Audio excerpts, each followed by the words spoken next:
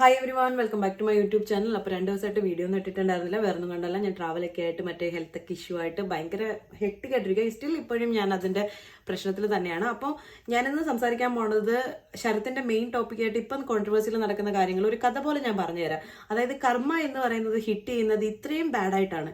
Big ബോസിൽ കർമ്മ എന്ന് പറയുന്ന സാധനം ഇത് 1-2 വട്ടമായിട്ടൊക്കെ കിട്ടിയിട്ടുണ്ട്. അതിനെക്കുറിച്ച് ഞാൻ സംസാരിക്കാൻ പോകുന്നത്. അതേപോലെ ശരത്തിൻ്റെ ഈ ഒരു പ്രശ്നം, ശരത്ത് ബിൻസി ഇഷ്യൂ, അത് ഭയങ്കര ഹെവി ആയിരുന്നു.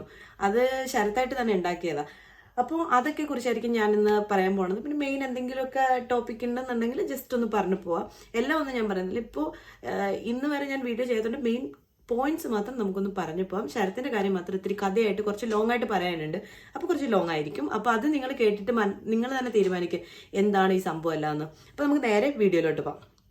അപ്പൊ ആദ്യത്തെ സമയത്ത് അനുവിനെ ഒരു ശത്രുവായിട്ട് അക്ബറും ശരത്തും കണ്ടു തുടങ്ങിയ സമയം തൊട്ട് ശരത്ത് ഒരു ഡയലോഗ് അടിച്ചിട്ടുണ്ടായിരുന്നു. അതായത് ബിഗ് ബോസിൽ കയറിയിട്ട് ഒരാഴ്ച പോലും ആവുന്നതിന് മുമ്പാണെന്ന് തോന്നുന്നു, ലൈവിൽ പറയുന്നുണ്ട്, ശരത്ത് ഇരുന്ന് പറയുന്നുണ്ട് അനുവിന്റെ കുറ്റം.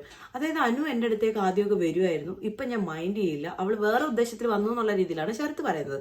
അതായത് കോംബോ മറ്റേ കാർഡ്, ആ കാർഡിനായിരിക്കും ശരത്തിൻ്റെ അടുത്ത് വന്നത് എന്ന്. പക്ഷെ അങ്ങനെ ഒരു വരവ് ഞാൻ അനുവിൽ കണ്ടിട്ടുണ്ടായിരുന്നില്ല. അതൊരു ഭയങ്കര റോങ് ആയിട്ടുള്ളൊരു സ്റ്റേറ്റ്മെന്റ് ആണ് അന്നേരം എനിക്ക് തോന്നിയിട്ടുണ്ടായിരുന്നു. കണ്ടവർക്ക് തോന്നിയിട്ടുണ്ടോ എന്ന് എനിക്കറിയില്ല. കാരണം അനു എല്ലാവരോടും ചേട്ടാ ആ ഒരു മൈൻഡിലാണ് എല്ലായിടത്തും പോകുന്നത്. അത് കഴിഞ്ഞിട്ട് പറഞ്ഞതാണ് പിന്നെ എനിക്ക് സ്ട്രൈക്ക് ചെയ്തത്. അത് കഴിഞ്ഞിട്ട് പറയപ്പോൾ ഇവൾ പാവപ്പെട്ട ഒരുത്തിനെ പുറത്ത് പറ്റിച്ച് അവരുടെ ജീവിതം നശിപ്പിച്ചു, അങ്ങനെ പറഞ്ഞിട്ടുണ്ടോ എന്ന് എനിക്കറിയില്ല. പക്ഷെ പറ്റിച്ച് എന്നുള്ള രീതിയിൽ നശിപ്പിച്ചിട്ട് വന്നെന്നുള്ളത് ശരത്ത് പറഞ്ഞിട്ടുണ്ടായിരുന്നു. എന്തോ അങ്ങനെ ഒരു സ്റ്റേറ്റ്മെന്റും ശരത്ത് പറഞ്ഞിട്ടുണ്ടായിരുന്നു. അപ്പോൾ എനിക്ക് സംശയം, ഇത് ആരുടെ ജീവിതം നശിപ്പിച്ച്? അങ്ങനെ ഒരു സാധനം ഞാൻ കണ്ടിട്ടുമില്ല, കേട്ടിട്ടുമില്ല. അപ്പോൾ ഇത് രണ്ടും കിടപ്പുണ്ട് നമ്മുടെ മനസ്സിൽ. കാരണം ഇത് ആരാ, എന്താ, ഇങ്ങനെ പ്രശ്നം ഉണ്ടോ എന്നുള്ളത് കംപ്ലീറ്റ് ആവാത്തതുകൊണ്ട് എൻ്റെ മനസ്സിലുണ്ടായിരുന്നു. നിങ്ങൾ കണ്ടവരുടെ ഇതിലുണ്ടായിരുന്നോ എന്ന് എനിക്കറിയില്ല. അപ്പോൾ ശരത്ത് ഇങ്ങനെ ഒരു ഫോൾസ് സാധനമാണ് പറഞ്ഞെന്നുള്ളതിൽ ഒരു 100% എനിക്ക് ഉറപ്പുണ്ടായിരുന്നു. അതുകൊണ്ടാണ് ശരത്ത് ഇപ്പം അനുഭവിക്കുന്ന ഈ ഒരു സാധനം ഉണ്ടല്ലോ കയറി വന്നത്. അതാണ് ഞാൻ പറഞ്ഞ കർമ്മ എന്ന് പറയുന്ന ഒരു സാധനം വെറുതെ അല്ല എന്ന്. ചിലർക്കെങ്കിലും വിശ്വാസം ഉണ്ടാവും, എനിക്ക് നല്ല വിശ്വാസമുള്ള കൂട്ടത്തിലാണ് ഞാൻ. എൻ്റെ കാര്യത്തിലായാലും ഞാൻ എപ്പോഴും കർമ്മയിൽ വിശ്വസിക്കുന്ന ഒരു വ്യക്തിയാണ്. എന്നെ എന്താണോ കാണിക്കുന്നത് അതേപോലെ തിരിച്ച് കിട്ടുമെന്ന് പ്രതീക്ഷിക്കുന്ന ഒരു വ്യക്തിയാണ് കേട്ടോ ഞാൻ. ചിലരങ്ങനെ വിശ്വസിക്കുന്നുണ്ടാവില്ല, പക്ഷെ ഞാൻ വിശ്വസിക്കുന്നുണ്ട് കേട്ടോ. അതുകൊണ്ട് തന്നെ ഞാൻ പറയാം, ഈ ഒരു സ്റ്റേറ്റ്മെന്റ് ഇറക്കിയതിന് ശേഷം ഇനി ബിൻസി ശരത്ത് ഇഷ്യൂ എങ്ങനെയാണ് സ്റ്റാർട്ട് ചെയ്തതെന്ന് ഞാൻ പറയാം. ആദ്യം ബിൻസി കൊച്ചെന്നും പറഞ്ഞ് വിളിക്കുന്നത് കേട്ടിട്ട് ഇവർ അക്ബർ ആൻഡ് ടീം എന്ത് ചെയ്തു എന്ന് വെച്ച് കഴിഞ്ഞാൽ ഒന്ന് കളിയാക്കാൻ, അതായത് ഇവനെ കളിയാക്കി ശരത്തിനെ, ബിൻസി കൊച്ചെന്നൊക്കെ വിളിക്കുന്നത് സരികയൊക്കെ. അപ്പോൾ ഇത് ബിൻസിയോട് പറഞ്ഞ് ഇവർ കളിയാക്കിക്കൊണ്ടിരിക്കുമ്പോൾ ബിൻസിയെ വിളിച്ചിട്ട് ബിൻസിയോട് പറയുന്നു. അപ്പോൾ ബിൻസി ഭയങ്കര ചിരിച്ചിലാഘവത്തോടുകൂടി ലിറ്ററലി പുള്ളിക്കാരി ആ രീതിയിലെടുത്ത് പുള്ളിക്കാരി പറഞ്ഞു, എൻ്റെ ചാച്ചനാണ് എന്നെ ബിൻസി കൊച്ചെന്ന് വിളിക്കുന്നത്, അപ്പോൾ നിങ്ങൾ എൻ്റെ ചാച്ചനാണെന്നുള്ള രീതിയിൽ പുള്ളിക്കാരി അത് തള്ളി വിട്ടു. പക്ഷെ ഇത് ഗ്രാജുവലി എന്ത് ചെയ്തു, ഈ നമ്മൾ കോളേജിലൊക്കെ പഠിക്കുന്ന സമയത്ത് നമ്മളെ ഒരു പേര് വെച്ച് കളിയാക്കി കഴിഞ്ഞാൽ അത് പതുക്കെ അത് വളരും. ആ റിലേഷൻ അത് ഒന്നുകിൽ ഫ്രണ്ട്ഷിപ്പ് ആയിരിക്കാം, അല്ലെങ്കിൽ റിലേഷൻഷിപ്പ് ആയിരിക്കാം. മെയിൻലി ഫ്രണ്ട്ഷിപ്പിനേക്കാളും കൂടുതൽ കളിയാക്കുന്നവരോട് ഒരു റിലേഷൻഷിപ്പാണ് ബിൽഡ് ചെയ്യുക. ആ ഒരു രീതിയിൽ അത് ഇവർ നല്ല രീതിയിൽ ഗ്യാങ് ആയിട്ടൊന്ന് എന്റർടൈൻ ചെയ്യുന്നുണ്ടായിരുന്നു. ആ ഒരു സാധനത്തിൽ അത് കഴിഞ്ഞതിന് ശേഷം നമ്മുടെ നോമിനേഷൻ നടന്ന സമയത്ത് ജിസയിലും അനുവായിട്ടുള്ള ഫൈറ്റിൽ അനു കരയുന്നുണ്ടായിരുന്നു നോമിനേഷന്റെ ഇടയിൽ. അപ്പോൾ അനുവും സരികയും കൂടി എന്ത് ചെയ്തു, സമസമം ആയിട്ട് വോട്ട് വന്ന സമയത്ത് അവർക്ക് വേണ്ടിയിട്ട് വോട്ട് ചെയ്യാൻ നേരത്ത് നമ്മുടെ ബിൻസി എന്ത് ചെയ്തു, അനുവിന് വോട്ട് ചെയ്തു. അനു തൊട്ട് മുമ്പ് കരഞ്ഞതിന്റെ ബേസിൽ. അപ്പോൾ ശാരികയോട് പറയുന്നുണ്ട്, ചേച്ചി അതൊരു അവൾ കരഞ്ഞത് കൊണ്ട് അതൊക്കെ കൊണ്ടാണെന്നുള്ള രീതിയിൽ. പക്ഷെ അവിടെ ചെന്ന് എന്തുകൊണ്ടാണ് നോമിനേറ്റ് ചെയ്തതെന്ന് അവരെന്തോ ചോദിച്ചപ്പോൾ ഇവരെല്ലാവരും കൂടി ബിൻസിയെ വിളിച്ചു. അതായത് അക്ബറിന്റെ ഗ്യാങ് ഒക്കെ ശാരിക ഇത് പോയി പറഞ്ഞപ്പോൾ വിളിച്ചു. അപ്പോൾ ആക്റ്റീവ് അല്ല എന്നെന്തോ പിന്നെന്തോ ഒരു പറഞ്ഞു, എനിക്കൊന്ന് കാരണം പറഞ്ഞപ്പോഴാണോ എന്താണെന്നറിയില്ല. അപ്പോൾ ആക്റ്റീവ് അല്ലെന്നെന്തോ പറഞ്ഞു. അപ്പോൾ എന്തുകൊണ്ട് ആക്റ്റീവ് അല്ല എന്ന് പറഞ്ഞു. അത് കഴിഞ്ഞിട്ട് മാനുഷിക പരിഗണനയെന്ന് പറഞ്ഞ് ശാരിക ഇത് ഭയങ്കരമായിട്ട്, ശാരിക അല്ല കേട്ടോ, സരിക ഇത് ഭയങ്കരമായിട്ട് എടുത്തു. ആ സമയത്ത് ഇവരെല്ലാവരും കൂടി എന്ത് ചെയ്തു, ബിൻസിയെ കോർണർ ചെയ്തപ്പോഴത്തേക്കിന് ബിൻസി വീണ്ടും അനുവിൻ്റെയൊക്കെ എടുത്ത് വന്നിട്ട് സംസാരിക്കുന്നുണ്ട്. അത് കഴിഞ്ഞതിന് ശേഷം ബിൻസിയുടെ അടുത്ത് ശരത്ത് ചെല്ലുന്നുണ്ട്. എന്താ പറയുക, സോഫ്റ്റ് ആയിട്ട് നീ എന്തിനാ ഇങ്ങനെ ദേഷ്യപ്പെടുന്നതെന്നൊക്കെ ഉള്ള രീതിയിൽ ആശ്വസിപ്പിക്കുന്നുണ്ട്. അങ്ങനെയൊന്നും അല്ല, ഞാൻ നിന്നെ ഒന്നും പറഞ്ഞിട്ടില്ലല്ലോ എന്നുള്ള രീതിയിൽ പുള്ളിക്കാരൻ്റെ ഒരു സ്റ്റാൻഡ് എന്താണ് ബിൻസിയോടുള്ളതെന്നുള്ളത് പറയുന്നത്. അതായത് നല്ല ഫ്രണ്ട്ഷിപ്പ് എന്നുള്ള രീതിയിൽ അവർ കുറേ സംസാരിക്കുന്നുണ്ട്, അവർ ഒരുമിച്ച് പാത്രം കഴുകുന്നുണ്ട്. അതൊക്കെ വാട്ട് എവർ ഇറ്റ് ഈസ് അത് നമുക്ക് അക്സെപ്റ്റ് ചെയ്യാം. ഒരു ഫ്രണ്ട്ഷിപ്പ് നല്ല രീതിയിൽ ബിൽഡ് ചെയ്ത് വന്ന ഒരു കംഫർട്ട് സോൺ ആയിരിക്കാം മേ ബി കിട്ടിയത്. എനിക്കിത് എന്താണെന്നറിയോ, അനു ആദ്യം ശരത്തിൻ്റെ അടുത്തേക്ക് വന്നു എന്ന് മറ്റേ ആ ഒരു സ്റ്റേറ്റ്മെന്റ് എൻ്റെ ഉള്ളിൽ കിടക്കുന്നത് കൊണ്ട് ശരത്താണോ ഇനി അനുവിൻ്റെ അടുത്ത് പോയെന്ന് എനിക്കൊരു ഡൗട്ട് വന്നു. കാരണം ബിൻസിയുടെ അടുത്തും ആ സെയിം കാർഡ് ഇറക്കുന്നുണ്ടോ എന്നുള്ളൊരു സംശയം എനിക്ക് വന്നിട്ടുണ്ടായിരുന്നു. നാച്ചുറലി വന്നതാണ്, ഞാൻ ബിൽഡപ്പ് ചെയ്യേണ്ട കാര്യം ഉണ്ടായിരുന്നില്ല. അത് കഴിഞ്ഞതിന് ശേഷം ഇവരുടെ ഓരോ കോൺവെർസേഷൻ അങ്ങനെ അത് കഴിഞ്ഞിട്ട് ഈ ഗ്യാങ്ങുമായിട്ട് ബിൻസിയെ ശരത്ത് വിളിച്ചുകൊണ്ട് വരുന്നു, ഇവരൊക്കെ ആയിട്ട് ഇത് ആവുന്നു, അക്ബറുമായിട്ട് സംസാരിക്കുന്നു, ഓക്കെ ആവുന്നു. അത് കഴിഞ്ഞതിന് ശേഷം ഇവര് മാറിയിരുന്ന് സംസാരിക്കുന്നുണ്ട്. അപ്പോൾ ഇവര് മറ്റേ തലയിൽ എന്താ മസാജ് ചെയ്യുക, കൈകളിൽ പിടിച്ചുകൊണ്ട് സംസാരിക്കുക, ആ ഒരു കയ്യിൽ പിടുത്തമൊക്കെ ആയാലും പോലും ഇത് ഭയങ്കര സ്ലോ മോഷനിലൊന്നും കാണിക്കുന്ന ഒരു പ്രോഗ്രാം അല്ലല്ലോ. എല്ലാം കറക്റ്റായിട്ട് ഏത് അളവിലാണോ ആ അളവിൽ തന്നെ കാണിക്കും. പിന്നെ ക്ലിപ്സ് ഒന്നും കറക്റ്റായിട്ട് അല്ലെന്നേ ഉള്ളൂ എന്താ വെച്ച് കഴിഞ്ഞാൽ എൻ്റെ ഒരു സാധനം കാണിക്കില്ലെങ്കിലും ആ ഒരു ഇരുന്ന് ലൈവ് കണ്ടവർക്കറിയാം അവരുടെ ആ ഇരുന്ന് സംസാരിക്കുന്ന മേ ബി ബിൻസിക്കൊന്നും ഉണ്ടാവില്ലായിരിക്കാം, ചിലപ്പോൾ ശരത്തിന്റെ സ്ട്രാറ്റജി ആയിരിക്കാം. പക്ഷേ ഈ സ്ട്രാറ്റജി ശരത്തിന് അവിടെ ഇറക്കാൻ പാടില്ലായിരുന്നു. അതൊരു സ്ട്രാറ്റജി ആണെങ്കിൽ ശരത്ത് ഒരിക്കലും ഇറക്കാൻ പാടില്ലായിരുന്നു. ഇത് കയ്യിന്ന് പോയി. ഈ സാധനം ഈ ഗ്യാങ്ങിലിട്ട് കളിയാക്കിയത് പുറത്തേക്ക് വന്നു. ആദില, നൂറ, ബാക്കിയുള്ളവരെല്ലാവരും നോട്ടീസ് ചെയ്യാൻ തുടങ്ങി. ഈ പറയുന്ന ബിഗ് ബോസിൽ ഫോണോ ഒരു സാധനവും ഇല്ല. അതുകൊണ്ട് തന്നെ ആൾക്കാരെ ഒബ്സർവ് ചെയ്യാനുള്ള ഒരു ടെൻഡൻസി കൂടും, അവരെ കുറിച്ച് കുറ്റം പറയാനുള്ള ടെൻഡൻസി കൂടും. ഹോമോസാപ്പിയൻസ് എന്ന് പറയുന്ന ഒരു ബുക്കുണ്ട്, അതിൽ പറയുന്നുണ്ട് മനുഷ്യർ ആദ്യമായിട്ട് സംസാരിച്ചു തുടങ്ങിയത് ഗോസിപ്പുകളിലൂടെയാണെന്ന്. അങ്ങനെ ഒരു സിറ്റുവേഷൻ മാത്രം ആലോചിച്ചാൽ മതി. വേറൊരു ആക്ടിവിറ്റി ഇല്ല. ഇവർക്ക് കൊടുക്കുന്ന ടാസ്ക് ആയാലും കിച്ചണിലെ പരിപാടികൾ അല്ലെങ്കിൽ അവിടെ ഫ്ലോർ ക്ലീനിങ് അങ്ങനെയൊക്കെയുള്ള പരിപാടികളല്ലാതെ ഇവർക്ക് വേറൊരു ആക്ടിവിറ്റി ഇല്ല. ഓഫ് കോഴ്സ് എല്ലാവരും ഒബ്സർവ് ചെയ്യും, എല്ലാവരും ഇത് ക്യാച്ച് ചെയ്തിട്ടുണ്ടായിരുന്നു. ബിൻസിയുടെ അടുത്ത് ബിൻസിക്കും ശരത്തിനും ഇടയിൽ എന്തോ ഉണ്ട് എന്നുള്ളത്. അപ്പൊ ഇത് ഇവര് ഷാനവാസിനോടും പറയുന്നുണ്ടായിരുന്നു. ഷാനവാസൊക്കെ ഇതൊന്നും കാണുന്നില്ല എന്നുള്ളത് എനിക്ക് തോന്നുന്നു ആദിലയും നൂറയും കൂടെ പറയുന്നുണ്ടായിരുന്നു. ഇത് ഷാനവാസിന്റെ മനസ്സിലുണ്ടായിരുന്നു. അങ്ങനെ ഈ ആവശ്യമില്ലാത്തടത്തെല്ലാം ശരത്ത് കയറി അങ്ങ് വയലന്റ് ആയിരുന്നുണ്ടായിരുന്നു. അപ്പൊ ഇന്ന് രാവിലെ ജിസൈലിന് പ്രത്യേക ഒരു പ്രിവിലേജ് കൊടുത്തുകൊണ്ട് വെജിറ്റേറിയൻ ആയതുകൊണ്ട് ഇന്ന് നോൺ വെജിന്റെ ഫുഡൊക്കെ ആയിരുന്നു അനു ഉണ്ടാക്കി. അനുവൊക്കെ കിച്ചൺ ടീമിലായല്ലോ. അപ്പോൾ അപ്പൊ അനു പറഞ്ഞു നിങ്ങൾക്ക് എന്തെങ്കിലും വേണമെന്നുണ്ടെങ്കിൽ പറഞ്ഞാൽ മതി എന്ന് അവരോട് പറയുന്നത്. എന്തിനാണ് പ്രത്യേകം കിച്ചണിൽ കയറാൻ പെർമിഷൻ കൊടുക്കുന്നത്? കിച്ചണിൽ ആരും കയറണ്ട, കാരണം അനുവിനെയൊക്കെ പണ്ട് ജിസൈൽ ഓടിച്ചു വിട്ടിട്ടുള്ളതാണ്. അപ്പൊ എന്തിന് ജിസൈലിന് മാത്രമേ പ്രിവിലേജ്? ആ ഒരു ക്വസ്റ്റ്യൻ എനിക്കുണ്ട്. അനു നല്ലൊരു ഗെയിം പ്ലെയർ ആണ്. അപ്പൊ അനു ഒഴുക്കിനനുസരിച്ച് ഓടുന്ന ഒരു വ്യക്തിയാണ്. അപ്പൊ ആ സമയത്ത് ശരത്ത് എന്ത് ചെയ്യുന്നുണ്ട്, അനുവിന്റെ അടുത്ത് താൻ എന്ത് ക്യാപ്റ്റൻ ആണോ എന്തോ ഒന്ന് ചോദിക്കുന്നുണ്ട്. അപ്പൊ അതിൽ ട്രിഗറായിട്ട് ശരത്ത് ഭയങ്കരമായിട്ട് ഒച്ചയിടുന്നുണ്ട്. അത് കഴിഞ്ഞിട്ട് ആ സമയത്ത് അനു പറയുന്നൊരു ഡയലോഗുണ്ട്, താൻ കാരണമല്ലേ ആ പാവം കൊച്ചി ഇവിടുന്ന് പോണ്ട വന്നേന്ന്. അത് കേട്ടോണ്ട് അക്ബറും കൂടെ പിടിച്ചിട്ട് ഭയങ്കര ഒച്ചപ്പാടും ബഹളായി. അവസാനം അനുവും ശരത്തും കൂടി കോംപ്രമൈസ് ആയി. അനു കാല് പിടിച്ചിട്ട് മാപ്പ് പറയുന്നു, അങ്ങനെ ഞാൻ പറയാൻ പാടില്ല എന്ന് പറയുന്നുണ്ട്.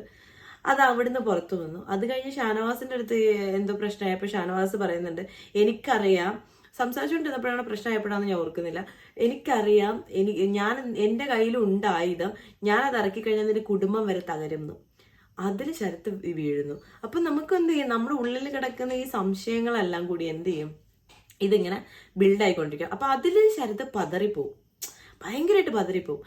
ഇതിനു മുമ്പ് ഞാൻ പറയാൻ വിട്ടുപോയ കാര്യം എന്ന് വെച്ചാൽ, നോമിനേഷനിൽ ഞാൻ എന്ത് പറയാ, ഞാൻ ഈ ബിൻസിയുടെ നോമിനേഷൻ ഫസ്റ്റ് പ്രെഡിക്റ്റ് ചെയ്തിട്ടുണ്ടായിരുന്നു. എൻ്റെ ലാസ്റ്റ് വീഡിയോ ഇവർ 9 മണിക്കായിരുന്നു ഇറക്കിയത്. ഞാൻ ജസ്റ്റ് വോട്ടിങ്ങിന്റെ അടിസ്ഥാനത്തിലാണ് ബിൻസിയെ പറഞ്ഞത്. ആക്റ്റീവായി വരുന്നേ ഉള്ളൂ, കഴിഞ്ഞ ആഴ്ചത്തെ ഒരു പെർഫോമൻസ് വൈസ് ആണെന്നുണ്ടെങ്കിൽ പുള്ളിക്കാരിക്ക് വോട്ട് കിട്ടാൻ കുറവാന്നുള്ള രീതിയിൽ അത് ഞാൻ ജസ്റ്റ് പ്രെഡിക്റ്റ് ചെയ്ത. പക്ഷെ അത് കഴിഞ്ഞിട്ട് ബിൻസിയുടെ എവിക്ഷൻ കഴിഞ്ഞതിന് ശേഷം വന്നൊരു ഇതുണ്ടായിരുന്നു.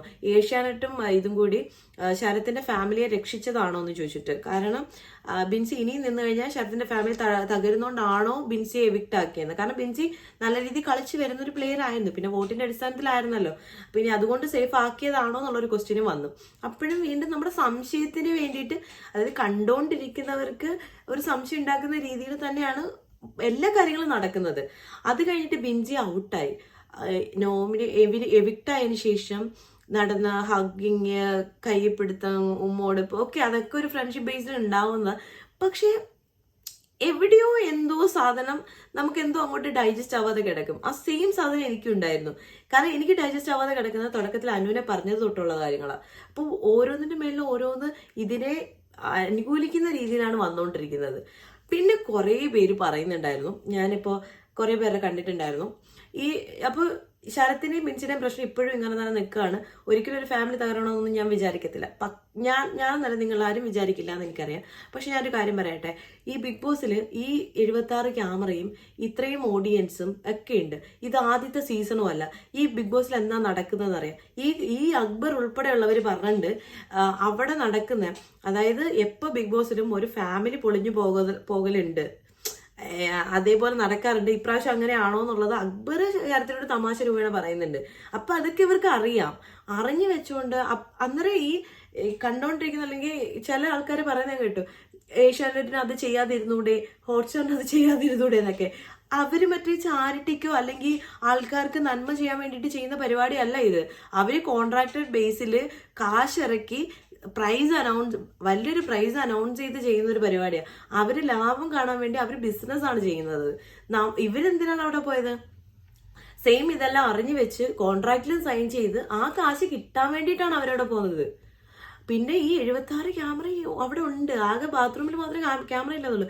അവരവിടെ നിന്ന് എന്ത് കാണിച്ചാലും പുറത്തേക്ക് വരും എന്നും അവർക്കറിയാം. അത് ഏത് രീതി വരും എന്നും അവര് തന്നെ പറഞ്ഞിട്ടുണ്ട്. ഇതെല്ലാം ഏത് രീതി പുറത്തേക്ക് പോകുമെന്ന് അറിയില്ല എന്ന്. അതൊക്കെ അറിഞ്ഞുകൊണ്ട് ചെറുതായിട്ട് പോലും അങ്ങനെ ശരത്ത് അങ്ങനെ ഒരു കാർഡ് ഇറക്കിയതാണെങ്കിൽ അത് കാണിക്കേണ്ട കാര്യമില്ല. കാരണം പ്രഗ്നന്റ് ആയ ഒരു വൈഫ് ഉണ്ട്, ഫാമിലി ഉണ്ട്, എല്ലാം ഉണ്ട്. ശരത്ത് അങ്ങനെ ഒരു കാർഡ് ഇറക്കിയതാണെങ്കിൽ ഡെഫിനറ്റ്ലി അത് കാണിക്കാൻ പാടില്ലായിരുന്നു. കോംബോ കാർഡ്, ഈ കാർഡും കാര്യങ്ങളും ഒക്കെ മാറ്റി വെച്ചിട്ട് ഈ കളിയിലേക്ക് വരാൻ വേണ്ടി ലാലേട്ടൻ പറഞ്ഞിട്ടുണ്ടായിരുന്നു. പിന്നെ അത് ഇറക്കേണ്ട കാര്യം അവിടെ വരുന്നില്ല. ഞങ്ങളൊക്കെ മീൻസ് ഞാനൊക്കെ സംസാരിക്കുന്ന സമയത്ത് തുടക്കത്തിൽ ഈ കോംബോയ്ക്ക് പറ്റിയ ആൾക്കാരൊന്നും ഇല്ല, അങ്ങനെ ഒരു ലവ് ട്രാക്ക് പിടിക്കേണ്ട സാധനമൊന്നും ആൾക്കാരൊന്നും ഇല്ല എന്നുള്ളത് നമ്മൾ പറയുന്നുണ്ട്. പക്ഷെ ഇങ്ങനെ ഒരു കോൺട്രവേഴ്സി വരുമെന്ന് ഞാൻ സ്വപ്നത്തിൽ പോലും വിചാരിച്ചില്ല. ഇതാണ് പറയുന്നത്, കർമ്മ എന്ന് പറയുന്ന ഒരു സാധനം അടിച്ചു കിട്ടിയിട്ടുണ്ട് എന്ന് പറയുന്നത്. അതാണ് നമ്മുടെ അനുവിനെ പറഞ്ഞതുകൊണ്ട് എന്താ അതിലൊരു ശതമാനം സത്യം ഇല്ലാത്തതുകൊണ്ടായിരിക്കും മേ ബി ശരത്തിന് ഇത്രയും വലിയൊരു ഭാരം എടുത്തു വെക്കേണ്ട വന്നത്. ശരത്ത് ഇന്ന് കൺഫ്യൂഷൻ റൂമിൽ പോയിട്ടുണ്ടായിരുന്നു, ഭാര്യയോട് സംസാരിക്കണം എന്ന് പറയുന്നുണ്ടായിരുന്നു. ഷാനവാസ് പറഞ്ഞപ്പോൾ പേടിക്കുകയും ചെയ്തു. ഈ പേടിയൊക്കെ കാണുമ്പോൾ നമ്മൾ എന്ത് ചെയ്യും? നമ്മുടെ സംശയം ഊട്ടി ഉറപ്പിക്കുക ചെയ്യുന്നത്. എന്തോ ശരത്തിന്റെ മനസ്സിലുണ്ടായിരുന്നു എന്ന് നമ്മൾ എവിടേക്കോ ചിന്തിച്ചു പോകും. അവരുടെ ഇരിപ്പായാലും ഒരു ഫ്രണ്ട്ഷിപ്പിന്റെ ബേസിലായാലും നമ്മൾ അതൊക്കെ ചിന്തിക്കുന്ന രീതിയിലാണ് ഇന്ന് ഉൾപ്പെടെയുള്ള കാര്യങ്ങൾ പോയേക്കുന്നത്. അപ്പൊ എനിക്കിതിനകത്തൊരു കൺക്ലൂഷൻ ഒന്നും പറയാനില്ല. ശരത്ത് തന്നെയാണ് ശരത്തിന്റെ കുഴി കുഴിച്ചത്, വേറെ ആരുമല്ല. അപ്പൊ അതിന് ഏഷ്യാനെറ്റിനെയോ ഹോട്ട്സ്റ്റാറിനെയോ ഒന്നും പറഞ്ഞിട്ട് ഒരു കാര്യമില്ല. അവനവൻ തന്നെയാണ് അവനവന്റെ കുഴി കുത്തിയത്. അപ്പോൾ അത് നടന്നു. അത് കഴിഞ്ഞിട്ട് അടുത്ത രണയുടെ ഇഷ്യൂ. രണ മറ്റേ വാഴ നനയുമ്പോൾ ചീര നനയണം എന്നുള്ള രീതിയിൽ ജിസേലിന്റെ വാലെ തൂങ്ങിയാണ് നടക്കുന്നത്. തുടക്കം തൊട്ടേ അങ്ങനെ തന്നെയായിരുന്നു. ജിസേലിനെ താങ്ങിക്കൊണ്ട് നിൽക്കല്, എന്ത് പ്രശ്നം വന്നാലും ആമ്പിള്ളേർ ജിസേലിനെ താങ്ങുന്ന പോലെ തന്നെ ഭയങ്കര ബെസ്റ്റ് ഫ്രണ്ട് എന്നുള്ള രീതിയിൽ ജിസേലിന്റെ കൂടെ അങ്ങ് നടക്കും. ആ രീതിയിൽ നടന്നിട്ട് ആദ്യമൊക്കെ ഒന്നിയിലെ കിച്ചണിന്റെ ഫ്രണ്ടിലായിരിക്കും എപ്പോഴും ചെന്ന് നിൽക്കല്. എപ്പോഴും ആദ്യം ഒന്നിയിലുമായിട്ട് പ്രശ്നത്തിലേക്ക് കണ്ടന്റിന്റെ ക്ഷാമം ഉണ്ടല്ലോ. ഇപ്പൊ അനുവിന്റെ മേളിലേക്ക് കയറി അനുവിനെ ചപ്പാത്തി കളി വിളിച്ചു. അനു ഭയങ്കര ഇമോഷണലി ഇൻബാലൻസ്ഡ് ആയിട്ടുള്ള ഒരു പേഴ്സൺ ആണ്. അപ്പൊ പുള്ളിക്കാരി ചെയ്യാത്ത കുറ്റത്തിന് എന്തെങ്കിലുമൊക്കെ പുള്ളിക്കാരി നെഗറ്റീവായിട്ട് പറയുമ്പോൾ അത് അല്ലാന്നുണ്ടെങ്കിൽ പുള്ളിക്കാരി പെട്ടെന്ന് ഇമോഷണലി ഇതാവും, വീക്കാവും, പുള്ളിക്കാരി കരയും, കണ്ണീര് നിറഞ്ഞു വരും. അത് ഒരാളുടെ ബലഹീനത. അയാൾ അങ്ങനെയാണ്, ഇനിയിപ്പോൾ പറഞ്ഞിട്ട് കാര്യമില്ല. അനു നല്ലൊരു പ്ലെയറാണ്. അനു കണ്ടന്റിന് വേണ്ടിയിട്ടൊന്നും ചെയ്യുന്നില്ല, ഒഴുക്കിനനുസരിച്ച് പോകുന്നുണ്ട്. വരുന്ന അവളുടെ നേരെ വരുന്ന എല്ലാം അവള് കറക്റ്റായിട്ട് ചെയ്യുന്നുണ്ട്. അപ്പോൾ എനിക്ക് ഭയങ്കര ഇഷ്ടപ്പെട്ടു കേട്ടോ അനുവിന്റെ ഇപ്പോഴത്തേത്. കരച്ചിൽ കാണുമ്പോൾ നമുക്കൊരു ഇത് തോന്നും. പക്ഷെ എന്നിരുന്നാൽ പോലും അത് നമുക്ക് ഇഗ്നോർ ചെയ്യാൻ പറ്റില്ലല്ലോ. ഈ ചപ്പാത്തി കളിയിൽ നിന്ന് വിളിച്ച ആ പ്രശ്നമായതിനു ശേഷം നമ്മുടെ ഈ രണ പോയിട്ട് ജിസേലിനോട് ഭയങ്കര ഞാനെന്തോ അച്ചീവ് ചെയ്ത രീതിയിൽ പോയി പറയുന്നുണ്ട്, ഞാൻ ഇങ്ങനെ ചെയ്തു അങ്ങനെ ചെയ്തു എന്നുള്ളതൊക്കെ, അങ്ങനെ പറഞ്ഞു ഇങ്ങനെ പറഞ്ഞു എന്നൊക്കെ. അപ്പം തന്നെ നമുക്ക് ഊഹിക്കാം ഈ പെങ്കൊച്ച് എന്ത് കാണിക്കണേ എന്നുള്ള രീതിയിൽ. കണ്ടന്റിന് വേണ്ടിയിട്ട് ആയാലും ശരി, അതിനകത്ത് ഇടയ്ക്കിടയ്ക്ക് വഴക്കുണ്ടാക്കുമ്പോൾ പുള്ളിക്കാരി സ്മൈൽ ചെയ്യുന്നുണ്ട്. അപ്പോൾ ഓക്കെ, കണ്ടന്റ് ആയിരിക്കാം, എന്തായിരിക്കും. പക്ഷെ ഈ ചപ്പാത്തി കളിയിൽ നിന്നൊന്നും വിളിക്കേണ്ട കാര്യം ഉണ്ടായിരുന്നില്ല. അത് ജിസേലിന്റെ കേട്ടിട്ടാണ് ഈ ഒരു സാധനം എടുത്തിട്ടത്. ഇത് പറഞ്ഞപ്പോൾ തന്നെയാണ് അനു അന്ന് ഭയങ്കരമായിട്ട് കരഞ്ഞത്. അപ്പോൾ ഒരാളുടെ ഒരു സോഫ്റ്റ് ആയിട്ടുള്ള ഒരു സാധനം നോക്കിയിട്ട് തന്നെ ഹിറ്റ് ചെയ്തിട്ടുണ്ട്. പക്ഷെ എനിക്കത്ര സാറ്റിസ്ഫൈഡ് ആയിരുന്നില്ല അത്. ചിലർക്കത് ഇഷ്ടപ്പെടും, ചിലർക്കത് ഇഷ്ടപ്പെട്ടില്ലല്ലോ. എനിക്കെന്തോ ഇഷ്ടപ്പെട്ടിട്ടുണ്ടായിരുന്നില്ല. അത് കഴിഞ്ഞതിന് ശേഷം രാവിലെ ഇന്നത്തെയാണ് കണ്ടെന്നറിയില്ല, കാരണം ഞാൻ എല്ലാം കൂടി ഒരുമിച്ചിരുന്ന് കണ്ടിട്ടുണ്ടായിരുന്നു കുറച്ച് എപ്പിസോഡ്സ്. അപ്പോൾ അത് കഴിഞ്ഞിട്ട് നമ്മുടെ ഷാനവാസിന് രാവിലെ ഓറഞ്ച് എടുത്ത ആരാന്ന് ചോദിച്ചപ്പോൾ ഷാനവാസ് എടുത്തതെന്ന് രണ ഇങ്ങനെ പറയുന്നുണ്ട്. അപ്പോൾ ഷാനവാസ് പറഞ്ഞു ഞാനൊന്നും എടുത്തിട്ടായിരുന്നു, കട്ട് ചെയ്ത് എല്ലാവർക്കും കൂടി കൊടുത്തു, ഞാൻ ഒറ്റയ്ക്ക് കഴിച്ചല്ലാന്ന് പറഞ്ഞു. അപ്പോൾ ഷാനവാസ് ഉടനെ പറഞ്ഞു നീ ചീസ് മോഷ്ടിച്ചില്ലേന്ന്. അപ്പോൾ പറഞ്ഞു ഞാൻ മോഷ്ടിച്ചല്ല, ഫ്രിഡ്ജിൽ കൊണ്ടുവച്ചാൽ. അപ്പോൾ ആരും കാണാതെ ഫ്രിഡ്ജിൽ വെക്കുന്നതിനാണ് മോഷണം എന്ന് പറയുന്നതെന്ന് പറഞ്ഞു. അപ്പോൾ അതും ചൊല്ലി ഒരു വഴക്കായി. അതായത് അനുവിനെ ചെയ്യാത്ത കുറ്റത്തിന് കല്ലിന്ന് വിളിച്ചപ്പോൾ രണയ്ക്ക് ചെയ്ത കുറ്റത്തിന് തന്നെ കള്ളത്തരം കാണിച്ചതുകൊണ്ട് തന്നെ ആ ഒരു കള്ളത്തരം കാണിച്ചു എന്നുള്ള ഒരു ലേബിൾ വീണു. അപ്പോൾ അവിടെയും കർമ്മ തന്നെയാണ് വർക്കായിട്ടുള്ളത്. ഇങ്ങനെ ഇപ്പം അനുവിനെ എല്ലാവരും കോർണർ ചെയ്യുന്നുണ്ട്. അതേപോലെ തന്നെ ശൈത്യ നല്ല രീതിയിൽ അനുവിന്റെ കാല് വാരിയിട്ടുണ്ട്. അനു ഇപ്പം ഭയങ്കരമായിട്ട് പെർഫോം ചെയ്ത് നല്ല രീതിയിൽ നിൽക്കുന്ന ഒരു കണ്ടസ്റ്റന്റ് ആണ്. ബാക്കി എല്ലാവർക്കും ഇഷ്ടപ്പെടുന്ന രീതിയിലുള്ള ആളാണ്. ഭയങ്കര ജെനുവിൻ ആയിട്ട് പ്ലേ ചെയ്യുന്ന പോലെ എനിക്ക് തോന്നിയിട്ടുണ്ട്. എനിക്കെന്നല്ല കുറെ ആൾക്കാർക്ക് തോന്നിയിട്ടുണ്ട് ജെനുവിനായിട്ടോ. അവിടെ നടക്കുന്ന സംഭവങ്ങൾ ചോദ്യം ചെയ്യുക, ജിസേലിന്റെ പ്രിവിലേജ് ചോദ്യം ചെയ്യുക. ജിസേലിന് എന്താ പ്രിവിലേജ് ഉള്ളത്, സ്വന്തമായിട്ട് കിച്ചണിൽ കയറി കുക്ക് ചെയ്യുക, അവരോട് പറഞ്ഞാൽ മതി എന്ന് പറയുന്ന അതിനെ എതിർത്തോണ്ട ആൾക്കാർ. അതാണല്ലോ രാവിലത്തെ പ്രശ്നം ഉണ്ടായത്. അതിനെ എതിർത്തോണ്ട ആൾക്കാർ. അതേപോലെ തന്നെ ഓരോന്നോരോന്ന് ചൂണ്ടിക്കാണിക്കുമ്പോൾ അതിന് സപ്പോർട്ട് അനുവിന് കിട്ടുന്നില്ല. ജിസേലിന്റെ ഭാഗത്ത് തെറ്റുണ്ടായപ്പോൾ അത് ചൂണ്ടിക്കാണിച്ചപ്പോൾ അനുവിന് കിട്ടുന്നില്ല. അപ്പൊ അനു എല്ലായിടത്തും എന്ത് ചെയ്യുന്നുണ്ട്, സ്കോർ ചെയ്യുന്നുണ്ട്. അപ്പൊ അനു പറഞ്ഞൊരു സ്റ്റേറ്റ്മെന്റ് അല്ലല്ലോ നമ്മുടെ വീക്കെൻഡ് എപ്പിസോഡ് ലാലേട്ടൻ ഇങ്ങനെ ഇത് കാണിക്കുമ്പോൾ ആണുങ്ങളെല്ലാം മൊണ്ണകളാണ്. അത് സത്യമായിട്ടുള്ള കാര്യം തന്നെയാണ്. കാരണം ഇങ്ങനെ പ്രശ്നം നടന്നപ്പോൾ അനുവിനെ സപ്പോർട്ട് ചെയ്യാൻ ആരും ഉണ്ടായിരുന്നില്ല. അപ്പോൾ അനു ആ സമയത്ത് പറയുമ്പോൾ അത് ശൈത്യയോടെ പറയുന്നത്. അപ്പൊ ശൈത്യ തിരിഞ്ഞിരിക്കുക. അപ്പൊ ശൈത്യം എന്ത് ചെയ്തു, ഭയങ്കര ബാഡായിട്ട് ഫീൽ ചെയ്തിട്ട് സരിക അടുത്തൊക്കെ പോയിട്ട് ഞാനത് കേട്ടില്ല, ഞാൻ വേറെന്തോ ലോകത്തൊക്കെ ഇരിക്കാന്ന് പറഞ്ഞു. അപ്പൊ സരിക ഉപദേശിക്കുന്നുണ്ട്, നീ ഒരിടത്ത് മാത്രം നിൽക്കാതെ എല്ലായിടത്തും നിൽക്കുക, അത് കഴിഞ്ഞ് അനു വിളിക്കുമ്പോൾ കേൾക്കാതെ. പക്ഷെ അനുവിന് പാവം ഇതൊന്നും മനസ്സിലാവുന്നില്ല എന്നൊന്നും ശൈത്യ കാല് മാറിയത് അനുവിന് മനസ്സിലാവുന്നില്ല. പക്ഷെ ഇതെന്തായാലും എപ്പിസോഡിൽ കാണിക്കണം എന്ന് എനിക്കുണ്ട്. കാരണം അനു മനസ്സിലാക്കണം.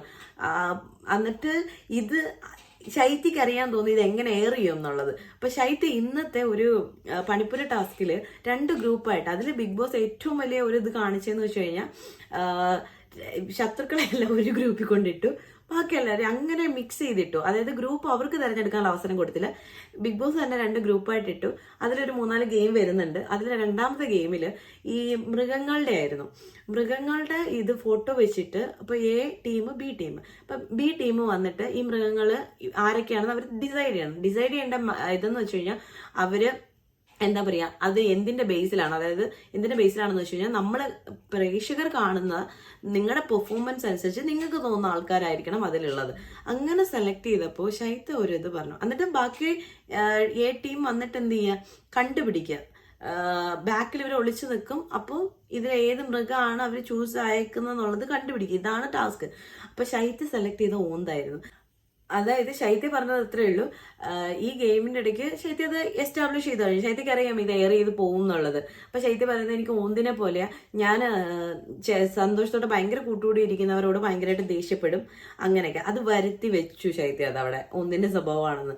പക്ഷെ ഓന്തിനേക്കാളും മോശമാണ്. ഓന്ത് നിറം മാറുമെങ്കിൽ അത് തന്നെയാണ്, പക്ഷെ എന്നാലും ഓന്തിനേക്കാളും മോശമാണ് കാണിച്ചത്. ആ ഒരു സമയത്ത് അത്രയും കൂട്ടായിട്ട് എന്നിട്ട് ഭയങ്കര അറ്റാച്ച്ഡ് ആയിട്ട് കാണിച്ചിട്ട് ആ ഒരു പരിപാടി കാണിക്കണ്ടായിരുന്നു. അപ്പോൾ ഇതൊക്കെയാണ് എനിക്ക് പറയാനുള്ള കാര്യങ്ങൾ. അതായത് മെയിൻ ടോപ്പിക്കായിട്ട് നടന്ന കാര്യങ്ങൾ ഇതൊക്കെയാണ്. അതിൽ ശരത്തിന്റെ ഇഷ്യൂ, അനു രണയായിട്ടുള്ള ഇഷ്യൂ, പിന്നെ അനുവും ശൈത്യ കാലുവാരൽ പരിപാടി. അപ്പോൾ ഇത്രയൊക്കെ കാര്യങ്ങളാണ് മെയിനായിട്ട് എനിക്ക് നിങ്ങളുമായിട്ട് പറയാനുണ്ടായിരുന്നത്. അതിൽ മെയിനായിട്ട് ഏറ്റവും മെയിനായിരുന്നു എനിക്ക് ഈ ശരത്തിന്റെ കാര്യം പറയാന്നുള്ളത്. അത് എത്ര പേര് പറഞ്ഞിട്ടുണ്ടെന്ന് എനിക്കറിയില്ല. തുടക്കത്തിൽ തൊട്ട് അനുവിന് പറഞ്ഞതിൻ്റെയാണ് ശരത്തിന് കിട്ടുക എന്ന് വിശ്വസിക്കുന്ന ഒരാളാണ് ഞാൻ. അപ്പോൾ ഇത്രയും കാര്യങ്ങൾ എനിക്ക് ഇന്ന് പറയാനുള്ളൂ. ഇനി ഞാൻ ലൈവ് കാര്യങ്ങളൊക്കെ കണ്ടിട്ട് നിങ്ങളുടെ അടുത്ത് ഞാൻ ബാക്കിയുള്ള കാര്യങ്ങൾ അപ്ഡേറ്റ് ചെയ്യുന്നതായിരിക്കും. നിങ്ങൾക്ക് തോന്നുന്ന നിങ്ങളുടെ അഭിപ്രായങ്ങൾ കമൻറ്റ് ചെയ്യുക. അപ്പോൾ അതുവരേക്കും